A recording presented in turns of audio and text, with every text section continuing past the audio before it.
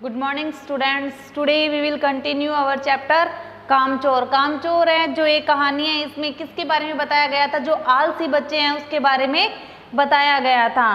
ठीक है, इसमें जो लेखक है वो क्या बताते हैं कि एक जो बड़ा सा घर होता है उसमें बहुत सारे बच्चे होते हैं और वो बहुत ज़्यादा आलसी होते हैं। जो तो घर वाले होते हैं उनका आलस दूर करने के लिए क्या करते हैं, उन्हें काम करने के लिए कहते हैं, लेकिन वो इतने शैतान बच्चे होते हैं कि काम करते तो है लेकिन उस काम को सुधारने की बजाय क्या करते रहते हैं, वो उन कामों को और ज़्यादा बिगाड़ते चले जाते हैं, जिसकी वजह से क्या हो जाता है, पूरा घर होता है वो उनकी तरफ से मतलब परेशान हो जाता है। तो पहले तो क्या होता है कि जब वो बच्चे होते हैं वो खुद पानी पीने की कोशिश करते हैं, मतलब खुद खड़े होकर पानी लेने के लिए जाते हैं। तो वहाँ क्या करते हैं, वो मटके और जो बर्तन वगैरह होते हैं उनको उनमें तोड़ फोड़ कर देते हैं और उनको गिरा देते हैं। फिर उसके बाद में क्या होता है कि वो लोग घर में दरी झटकाने की कोशिश करते हैं। तो जब दरी को वो चटकते हैं तो उसके बाद में क्या होता है, वो पूरे घर को गंदा कर देते हैं। फिर उसके बाद में वो क्या करते हैं, जो मुर्गियां होती है उनको पिंजरे में डालने की कोशिश करते हैं, लेकिन वो मुर्गियां भी इधर उधर चली जाती हैं। तो देखो आगे उसने क्या बताया कि तूफान गुजरने के बाद पता चला कि प्याले खाली है और सारी खीर दीदी के कामदानी के दुपट्टे और ताजे धुले सिर पर लगी हुई है। एक बड़ा सा मुर्गा अम्मा के खुले हुए पानदान में कूद पड़ा और कत्थे चुने में लुथड़े हुए पंजे लेकर नानी अम्मा की सफ़ेद दूध जैसी चादर पर छापे मारता हुआ निकल गया। मतलब कि जब मुर्गियों की भागदौड़ थम चुकी थी उसके बाद में क्या हुआ था कि वहाँ पर जो खीर के प्याले थे, जो खीर से भरे हुए प्याले थे, वो बाद में वहाँ खाली पड़े हुए थे और जो खीर थी वो कहाँ गिरी हुई थी, दीदी के दुपट्टे के ऊपर गिर गई थी और जो उनके बालों पर भी गिर गई थी। जो उनके बाल थे वो उसी टाइम पे धोए हुए थे। उधर एक मुर्गा था, वो भागता हुआ कहाँ से आ रहा था, वो अम्मा थी ना घर में, तो अम्मा के पानदान में कूदकर वो निकल गया था। तो जो उस पानदान में जो कत्था और चूना होता है वो सारा का सारा नीचे बिखर गया था और वहाँ पर एक सफ़ेद कलर की चादर पड़ी हुई थी, वो चादर के ऊपर उस पे सारा वो चूना और कत्था लग गया था। फिर उधर एक मुर्गी थी, तो एक मुर्गी दाल की पतीली छपाक मारकर भागी और सीधी जाकर मोरी में इस तेजी से फिसली कि सारी कीचड़ मौसी जी के मुंह पर पड़ी, जो बैठी हुई हाथ मुंह धो रही थी। और इधर सारी मुर्गियां बैनकेल का ऊंट बनी चारों तरफ दौड़ रही थी, एक भी दड़बे में जाने को राजी नहीं थी। मतलब कि एक मुर्गा था जो दाल से भी पतीली में पंजे का छपाका मारा और तेजी से आगे भागी। मतलब एक मुर्गा था, वहाँ दाल रखी हुई थी तो वो दाल में से कूद के आगे भाग गया और आगे भागता हुआ कहाँ से निकला, वो मोरी में से निकल के नाली में जाकर गिर गया। ठीक है, और फिर उस नाली में से जो कीचड़ था वो सारा का सारा किसके ऊपर जा पड़ा था, मौसी के मुंह के ऊपर जा पड़ा था। उस वक्त मौसी क्या कर रही थी, वहाँ बैठी हाथ मुंह धो रही थी। सारी मुर्गियां घर से बिना नकेल वाले ऊंट की तरह इधर उधर भाग रही थी, कोई भी मुर्गी अपने दड़बे में जाने के लिए तैयार नहीं थी। मतलब उन बच्चों ने उन मुर्गियों के साथ इतना, मतलब वो जो बच्चे थे वो क्या कर रहे थे, उन मुर्गियों को उस पिंजरे में डालने की कोशिश कर रहे थे, लेकिन उन बच्चों को तरीका नहीं था कि वो किस तरीके से उन पिंजरे में डाले। तो वो उस पिंजरे में जाने की बजाय क्या कर रही थी, सारी इधर उधर भागने लग गई थी। ठीक है, तो वो जो पूरा मामला था वो हाथ से निकलता चला जा रहा था और जो मुर्गियां थी वो एक भी उस दड़बे में जाने के लिए तैयार नहीं थी, सारी इधर उधर भाग रही थी। इधर किसी को सूजी की जो भेड़ें आई हुई है तो लगे हाथ उन्हें भी दाना खिला दिया जाए। मतलब कि जो बच्चे क्या सोचते हैं कि चलो अब जो भेड़ें आई हुई है, जो भेड़ें हैं उनको क्या करते हैं, साथ में उनको भी खाना खिला देते हैं। दिन भर की भूखी भेड़ें दाने का सूप देखकर जो सबकी सब झपटी तो भाग कर जाना कठिन हो गया। लस्टम पस्टम तख्तों पर चढ़ गई, पर भेड़ चाल मशहूर हैं, उनकी नज़र तो बस दाने के सूप पर जमी हुई थी।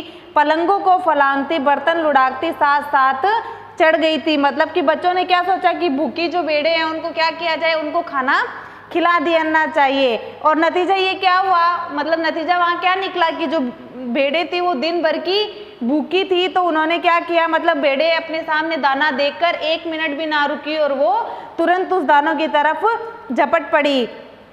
वहाँ से जो बच्चे थे वो भी इधर उधर भागने लग गए और बच्चों का उन भेड़ों से बचना बहुत ही ज़्यादा मुश्किल हो गया था। जैसे तैसे बच्चों ने क्या किया, वो इधर उधर तख्ते पर चढ़ गए थे और वो खुद बचने की कोशिश कर रहे थे, लेकिन भेड़ थी, भेड़ क्या कर रही थी, वो भी उन बच्चों के पीछे पीछे तख्तों पर चढ़ती चली गई थी। बस वो जो भेड़े थे उनको क्या नजर आ रहा था, सिर्फ वो दाने नजर आ रहे थे जो उनको खाने के लिए मिलने वाले थे। जो भेड़ थी वो सारी की सारी पलंग लांघते हुए इधर से उधर बर्तनों पर कूदती हुई चली जा रही थी। तख्त पर बानी दीदी का दुपट्टा फैला हुआ था, जिस पर गोखरी, चंपा और सलमा सितारे रखकर बड़ी दीदी मुगलानी बुआ को कुछ बता रही थी। मतलब वहां पर जो तख्ता था उस पर दीदी का दुपट्टा फैला हुआ था, ठीक है, और उस पर चंपा और सलमा क्या कर रही थी, सितारे लगा रही थी, मतलब वो उस दुपट्टे को सजा रही थी, ठीक है। और फिर वो उस दीदी को बता रही थी, मतलब कि जो मुगलानी बुआ थी वो उसको बता रहे थे कि किस तरीके से इस पर सितारे लगाने हैं। लेकिन भेड़ों ने क्या किया, भेड़ों को वो सारी चीजें नजर नहीं है और वो सारा का सारा दुपट्टा उन भेड़ों ने गंदा कर दिया। जब तूफान गुजर चुका तो ऐसा लगा जैसे जर्मनी की सेना टैंकों और बमबारों सहित उधर से छापा मारकर गुजर गई हो। मतलब कि वो जो भेड़ें थी वो एक साथ भागी जा रही थी, वो एकदम तूफान की तरह लग रही थी, और जब वो लोग रुक गई तो उनको देखकर ऐसा लग रहा था जैसे कोई जो जर्मनी की सेना है वो बमबारी करने के लिए भागी जा रही है। हज्जन माँ एक पलंग पर दुपट्टे से मुंह ढाके सो रही थी। उन पर से जो भेड़ें दौड़ी तो न जाने सपने में किन महलों की सैर कर रही थी। दुपट्टे में उलझी हुई मारो मारो चीखने लगी। जब भेड़ें इधर से उधर भाग रही थी तो वहाँ जो हज्जन माँ थी वो एक पलंग पर क्या कर रही थी, दुपट्टा ओढ़कर सो रही थी, ठीक है। तो भेड़ें उनके ऊपर से कूदने लग गई, तो उन्हें ऐसे लगा कि जैसे मुझे कोई सपना आ रहा है, लेकिन ऐसा नहीं था। वो जब उनकी आंख खुली तो वो हकीकत थी, और फिर वो क्या कर रही थी, जोर जोर से चिल्लाने लग गई कि इन भेड़ों को मारो, इन भेड़ों को मारो। इतने में भेड़ें सूप को भूलकर तरकारी वाली की टोकरी पर टूट पड़ी। इतने में उन भेड़ों ने क्या किया, वहाँ जो दाने पड़े हुए थे उनकी तरफ से तो उनका ध्यान हट गया, और वहाँ पर जो सब्जियों की टोकरियाँ भरी हुई थी उनका ध्यान किस में चला गया, उन टोकरियों पर चला गया। वह अपनी तरकारी का बचाव करने के लिए सीना तान कर उठ गई। मतलब कि जो तरकारी की टोकरी जिस औरत ने ले रखी थी उसने क्या किया, वो शेरनी बनकर उनके सामने खड़ी हो गई। लेकिन भेड़ों ने उस शेरनी को भी कुछ नहीं समझा, ठीक है। आपने कभी भेड़ों को मारा होगा तो अच्छी तरह देखा होगा, बस ऐसा लगता है और रुई के तकिए को कूट रहे हो। तो मतलब वो उनके सामने शेरनी बन के खड़ी हो गई, तो उसने क्या किया, फिर उनको मारने लग गई। लेकिन भेड़ों को मारते हैं तो उसको कैसा लग रहा था, जैसे कोई रुई के तकिए को मार रहे हैं। फिर उसको उन भेड़ों को मारने में मजा आने लग गया।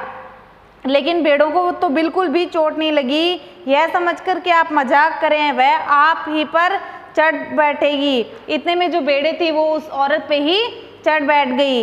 जरा सी देर में भेड़ों ने क्या किया, उस तरकारी वाली टोकरी को वो छिलकों समेत ही पूरी की पूरी सब्जी उन्होंने खा ली। इधर यह प्रलय मचे थी, उधर दूसरे बच्चे भी लापरवाह नहीं थे। इतनी बड़ी फौज थी जिसे रात का खाना न मिलने की धमकी मिल चुकी थी, वे 4 भैंसों का दूध दोहने पर जुट गई थी। मतलब कि इतना बड़ा तूफान घर में आ चुका था, इतना हंगामा उन बच्चों ने कर दिया था। लेकिन फिर उन्होंने क्या किया कि चलो अब भेड़ों को छोड़ते हैं और अब हम क्या करते हैं, जो घर में हमारे भैंस रखी हुई है उसका भी तो दूध निकालना है।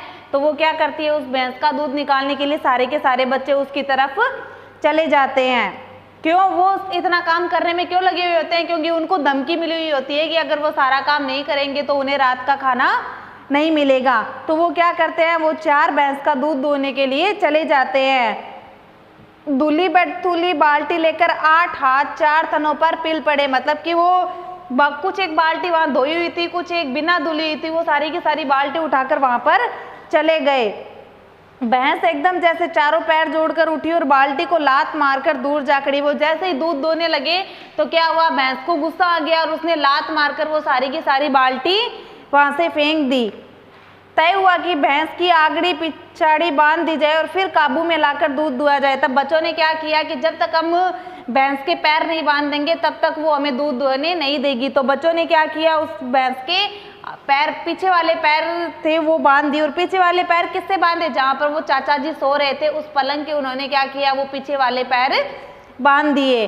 फिर उन्होंने क्या किया, उन्होंने अगले पैर बांधने की कोशिश की, लेकिन जो भैंस थी वो चौकन्नी हो गई थी। तो उसने क्या किया, वो भैंस थी वो चौकन्नी हो गई थी, तो उसने वो लात मारी और वो सारे के सारे बच्चे लुढ़क गए थे। तो फिर वो भैंस ने क्या किया, वो वहां से भागने लग गई।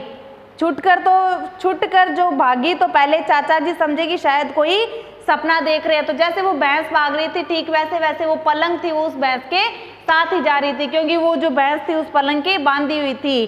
ठीक है, तो वो चाचा जी को पहले क्या लगा कि उन्हें कोई सपना आ रहा है। फिर जब चारपाई पानी के ड्रम से टकराई और पानी छलक कर गिरा तो समझे कि आंधी तूफान में फंसे हुए हैं। जब वो पहले तो हिली तो उन्हें क्या लग रहा था कि जैसे कोई सपना आ रहा है। फिर जब वो जो पलंग थी वो किससे टकराई, पानी के भरे हुए ड्रम से जब टकराई तो उन्हें क्या लगा कि वो कोई आंधी तूफान में फंस गए हैं। साथ ही भूचाल भी आया हुआ है, और मतलब आंधी तूफान के साथ साथ उन्हें क्या लग गया, जैसे कोई भूकंप आ चुका है।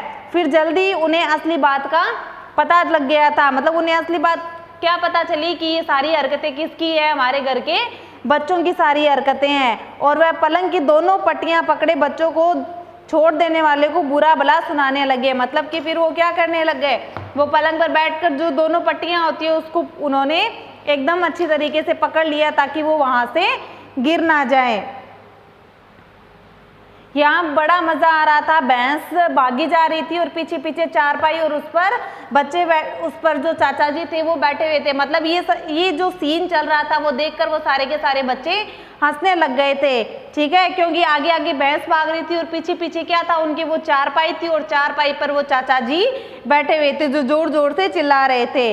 ओह, एक भूल हो गई, यानी बछड़ा तो खोला ही नहीं, इसलिए तत्काल बछड़ा भी खोल दिया जाए। फिर बच्चे क्या सोचते हैं कि हमसे तो एक भूल हो गई, जो बछड़ा है वो तो बंधा हुआ है, हमने बछड़े को तो अभी खोला ही नहीं। इतने में क्या हुआ, तीर निशाने पर बैठा और बछड़े की ममता में व्याकुल होकर भैंस ने अपने खुरों को ब्रेक लगा लिया। मतलब कि जैसे ही बछड़े को खोल दिया गया तो जो भैंस थी वो भी वहां जहां थी वहीं की वहीं रुक गई। बछड़ा तत्काल जुट गया, धोने वाले गिलास कटोरे लपके, क्योंकि बाल्टी तो छपाक से गोबर में जा पड़ी थी और बछड़ा फिर बागी हो गया था। मतलब जैसे ही बछड़े को खोला गया तो वो जो भैंस थी उसके मन में क्या, ममता जाग चुकी थी। ठीक है, तो वो जहाँ थी वहीं की वहीं रुक गई थी। तो बच्चों ने क्या सोचा कि जब अब भैंस रुक गई है तो हम इसका दूध निकाल लेते हैं। तो वो जो बच्चे थे वो गिलास कटोरी वगैरह लेकर वहां पर चले गए, क्योंकि जो बाल्टी थी वो तो गोबर में जाकर गिर पड़ी थी। फिर वो उसका दूध निकालने के लिए जैसे ही वहां जाते हैं तो वो जो बछड़ा होता है वो अपनी माँ का दूध पीने लग जाता है। तो और कुछ एक दूध, थोड़ा बहुत दूध पीने के बाद में जो बच्चे होते हैं वो थोड़ा बहुत भैंस का दूध निकालते हैं, तो थोड़ा बहुत गिलास में, थोड़ा बाट वो कटोरी में उनके दूध आ जाता है। तो घर में तूफान उठ खड़ा हुआ, ऐसा लगता है जैसे सारे घर में मुर्गियां, भेड़े और टूटे हुए बर्तन, बाल्टी, लोहे, लोटे, कटोरे और बच्चे ही हैं। मतलब कि उन बच्चों की वजह से घर में इतना बड़ा तूफान आ चुका था कि ऐसे लग रहा था जैसे यहाँ कोई इंसान तो रहता ही नहीं है, सिर्फ यहाँ पर मुर्गियां, भेड़े, टूटे हुए बर्तन, बाल्टी, लोटे, कटोरे और बच्चे ही रहते हैं। बच्चे बाहर किए गए, मतलब वो इतना सब कुछ देख के उन बच्चों को वहां से बाहर निकाल दिया गया और मुर्गियों को उनके पिंजरे में डाला गया। मातम सा मनाती तरकारी वाली के आंसू पहुंचे गए, यानी कि जो तरकारी वाली की सब्जी उन भेड़ों ने खा ली थी, तरकारी वाली को सहानुभूति दी गई। ठीक है, और अम्मा आगरा जाने के लिए सामान बांधने लगी। मतलब कि अम्मा को गुस्सा आ गया था कि बच्चे इस तरीके से कर रहे हैं, अगर बच्चों पर रोक नहीं लगाई गई तो मैं अपने मायके चली जाऊंगी, या तो बच्चा राज कायम कर लो या मुझे ही रख लो। मतलब वो क्या कह रहे थे, या तो इन बच्चों को संभाल लो या फिर मुझे यहाँ पर रख लो, अगर बच्चे इसी तरीके से करते रहे तो मैं अपने मायके चली जाऊंगी और लौट कर कभी नहीं आऊंगी। और फिर अब्बा ने क्या किया, मतलब उनके जो पिताजी थे उन्होंने क्या किया, उन सभी बच्चों को एक लाइन में खड़ा कर दिया और उनको क्या निर्देश दिया गया कि अगर किसी बच्चे ने घर की चीज को हाथ लगाया तो बस रात का खाना बंद हो जाएगा। अब्बा ने क्या कहा, मतलब कि अगर किसी बच्चे ने इस घर के किसी भी सामान को हाथ लगाया तो उन्हें रात का खाना नहीं दिया जाएगा। ये लीजिए, इन्हें किसी करवट शांति नहीं। हम लोगों ने ये निश्चय कर लिया कि अब चाहे कुछ भी हो जाए हिलकर पानी भी नहीं पिएंगे। मतलब पहले तो बच्चों को क्या कहा गया, अगर घर का काम नहीं किया तो रात का खाना नहीं मिलेगा, लेकिन इतनी हड़कंप देखने के बाद में उन घर वालों ने क्या निश्चय किया कि अगर बच्चे ने किसी चीज़ को हाथ लगाया तो उन्हें रात का खाना नहीं दिया जाएगा। फिर बच्चों को और चाहिए क्या, वो और ज़्यादा खुश हो गए तो बच्चे क्या बोलते हैं, अब चाहे कुछ भी हो जाए हम घर के किसी काम को हाथ भी नहीं लगाएंगे, और किसी काम को हाथ लगाना तो दूर, हम अपनी जगह से उठकर पानी तक नहीं पिएंगे। और फिर वही जो पहले वाला जो चलता रहता है बाद में भी वही चलने लग गया। Is that clear? Your chapter is complete, so now note down your homework.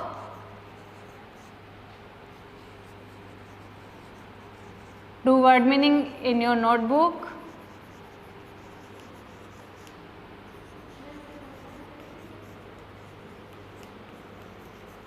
And find question answer. Okay, thank you.